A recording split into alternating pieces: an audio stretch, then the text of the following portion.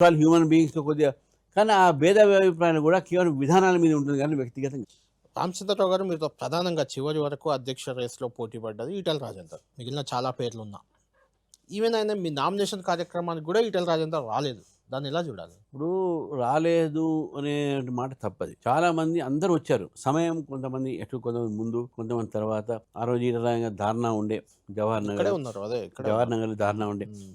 అది public issue అది అవును. చేస్తారు. చాలామంది ఇప్పుడు నేను అరవింద్ గారు వారు నాతోని ఫోన్‌లో మాట్లాడి నాకు అర్జెంట్‌గా పోయేది ఉంది. అందరూ నాతో మాట్లాడారు. హ్మ్. నేను చార్జ్ తీసుకున్నప్పుడు కూడా అందరూ వచ్చారు. కొంతమంది లేట్ వచ్చారు. దానికి టైమింగ్ అనేది ఓకే. కాకుండా అటు మహేశ్వర్ రెడ్డి గారు ఈటెల వచ్చారు. రాజేందర్‌లో ఏం అసంతృప్తి అయితే ఏం లేదంటారా?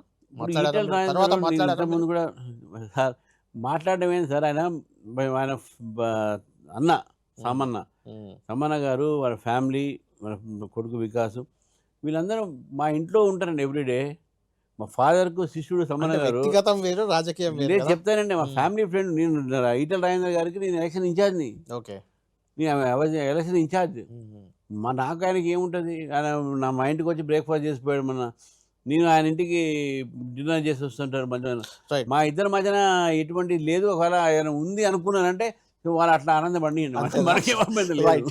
ఇంతకుముందే మీతో అన్నట్టు హిందుత్వ ఒకటి, అభివృద్ధి ఇట్లా 2 రకాల వాదనలాగే మీ పార్టీలో నాయకుల మధ్య గూడా ఒకే ఇష్యూపై 2 అభిప్రాయాలు వ్యక్తం చేస్తుంటారు. అది ఎందుకొస్తుంది అంటే ఏం చెప్తారు? ఫర్ ఎగ్జాంపుల్ హైడ్రా వచ్చింది. హైడ్రాకు మద్దతుగా మెదక్ ఎంపీ రఘునందన్ రావు మాట్లాడతారు. హైడ్రాకు వ్యతిరేకంగా ఈటెల రాజేందర్ రోడ్డెక్కి ముందుకెళ్తుంటారు.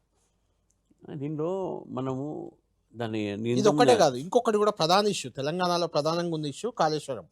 కాళేశ్వరం విషయంలో మొత్తం కమిషన్‌లు, కేసీఆర్ కుటుంబాన్ని జైల్‌లో ఏయాలి అని బండి సంజయ్ మాట్లాడుతుంటారు.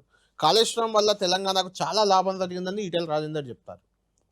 లాభం జరిగింది, నష్టం జరిగింది ఈ విషయంలో ప్రాజెక్టు మీద కాన్సెప్టు అది మంచి ప్రాజెక్టా కాదా అనేది ఉంది.